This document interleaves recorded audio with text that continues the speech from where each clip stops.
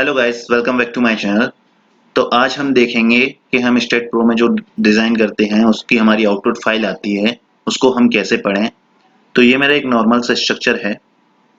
इसके beams columns मैं 4 columns and 4 beams लिए हुए हैं। सिर्फ मुझे आपको आउटपुट फाइल दिखानी है कैसे उसको हम रीड करते हैं, उसके लिए मैंने ये लिया हुआ है। तो चलिए हम आउटपुट फाइल देख लेते हैं पहले इसकी। आउटपुट फाइल मैंने खोल रखी है, तो ये आउटपुट फाइल है इसकी। तो ये आउटपुट फाइल हमारी कुछ ऐसे दिखती है। उसके बाद ये हमारे nodes, joints, coordinate, member, incline ये सब दिया रहता है। उसकी मदद से हम अगर हमारा स्ट्रक्चर हमें पता नहीं है कैसा है तो हम उसको वापस से क्रिएट भी कर सकते हैं इस रिपोर्ट को पढ़कर। तो इसमें सभी दिया रहता है, डेंसिटी दी है, डैम्प दिया है, टाइप ऑफ कंक्रीट दिया है एंड डेफिनेशन मटेरियल दिया है, मेंबर प्रॉपर्टी भी दी है कि कहाँ से कौन सा मेंबर जॉइंट है, वो सभी चीजें, मटेरियल कंक्रीट है पूरा। उसके बाद फिक्स्ड एंड है हमारे जो सपोर्ट देते हैं बॉटम में फाउंडेशन से 1 4 5 8 जो हमारे हैं वो फिक्स सपोर्ट हैं। उसके बाद सेल्फ वेट लगाया है मैंने -1 का, वो भी इसमें लिखा हुआ है। लोड टाइप है मेरा यू यूनिफॉर्म लोड लगाया था मैंने -3.75 का, वो भी इसमें दिया है। मतलब हमारे सारे लोड्स कौन कौन से अप्लाई किए हैं हमने सब कुछ इसमें लिख के आता है। तो जैसे कि देख रहे हैं नंबर ऑफ जॉइंट्स है मेरे 8, नंबर ऑफ प्लेट्स ये मैंने नहीं असाइन की थी तो वो भी नहीं, नंबर ऑफ सरफेस भी नहीं है, नंबर ऑफ सपोर्ट्स 4 असाइन किए थे मैंने बॉटम में, वो है मेरे। प्राइमरी लोड्स मेरे 2 हैं, टोटल डिग्री ऑफ फ्रीडम 24 है। ये सारी चीजें इसमें दी जाती हैं। उसके बाद जो हमारा सेल्फ वेट है उसकी वजह से स्ट्रक्चर का जो एक्चुअल वेट है, मतलब सेल्फ वेट हमारे मेंबर्स, कॉलम्स एंड स्लैब्स की थिकनेस जो होती है उसकी वजह से जो वेट आता है स्ट्रक्चर पर, वो हमारा 34.899 किलो न्यूटन है। ये नॉर्मल सा स्ट्रक्चर इसीलिए इतना कम है, बाकी बड़ा स्ट्रक्चर होता है तो उस हिसाब से वेट कैलकुलेट होकर टोटल आ जाता है इसमें ऑटोमेटिकली। उसके बाद ये हमारे यूडीएल है, L1 L2 हमारे सारी चीजें इसमें दी गई हैं। मेंबर लोड है, यूनिट किलो न्यूटन है हमारी, ये फोर्सेस दिए गए हैं। तो अब हम चलते हैं इसमें कंक्रीट डिजाइन पर। कंक्रीट डिजाइन देखते हैं हम इसका। कंक्रीट डिजाइन पर जाके हमने देखा तो हमारा बीम नंबर 2 है डिजाइन उसका। तो जैसा कि आप देख रहे हैं मेरा बीम 2 का डिजाइन है।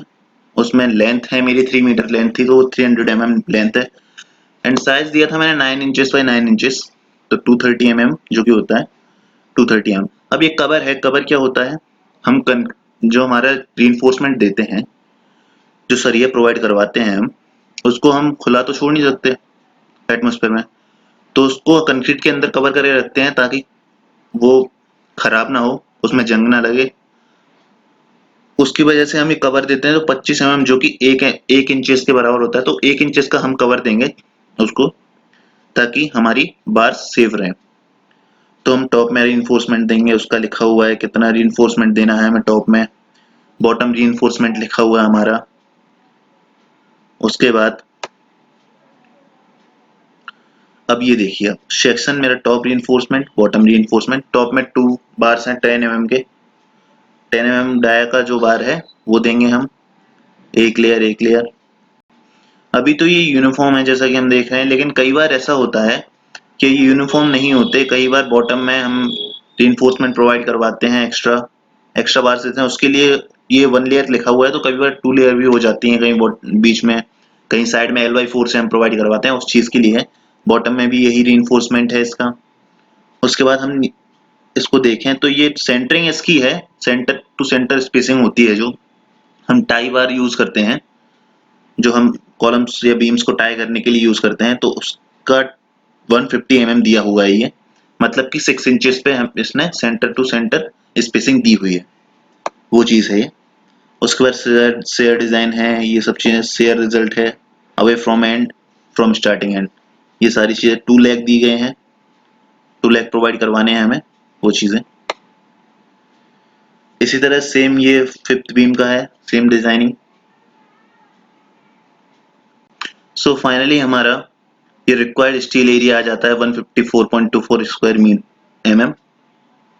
उसके बाद रिक्वायरमेंट कंक्रीट एरिया आ जाता है हमारा 52,745 स्क्वायर मीटर। इस तरह से पूरा स्ट्रक्चर का हमारा आ जाता है। उसके बाद हमारे मेन रीइंफोर्समेंट प्रोवाइड किया गया है, 4 12 डाया के बार्स इक्वली डिस्ट्रीब्यूट हैं, ये एक के लिए दिया गया है। उसके बाद टाई रीइंफोर्समेंट, जो हम टाई करते हैं बार्स को, टाई करने के लिए 8 mm डाया का हमारा रेक्टेंगुलर टाई, जो कि 190 mm की सेंटर स्पेसिंग लगभग 7 इंचेस जो होती है वो दी गई है। तो इस तरह से हमारी पूरी रिपोर्ट इसमें रहती है। उसके बाद ये भी दिया गया है, जैसे हर एक कॉलम का दिया गया है, कॉलम के बारे में पूरी जानकारी दी गई है आपको, किस तरह से उसकी डिजाइन होगा, कितना रिक्वायरमेंट होगा। उसके बाद फाइनल हमारा जो आ जाता है, बार डायामीटर 8 mm के हमारे चाहिए, वेट चाहिए उसका 444। उसके बाद 10 mm के चाहिए हमारे 387। टोटल हमारे इतना रीइंफोर्समेंट यूज होगा इसमें। उसके बाद हमारा कंक्रीट का वॉल्यूम 1.5 क्यूबिक मीटर। तो इस तरह से हम पूरा रिपोर्ट पढ़ के आप एनालाइज कर सकते हैं सारी चीजें कि क्या है हमारा, कौन कौन से क्या क्या चीजें हैं, कितने बार्स हमारे रिक्वायर्ड हैं। इस तरह से आप पूरी फाइल्स पढ़ सकते हैं। ये मेरा एक छोटा सा स्ट्रक्चर था, आपका पूरा बड़ा स्ट्रक्चर होगा तो काफी बड़ी फाइल होगी, आपको डिटेल्स में पढ़ना होगा उसके लिए। तो thank you, and if you like the video please like and subscribe to my channel.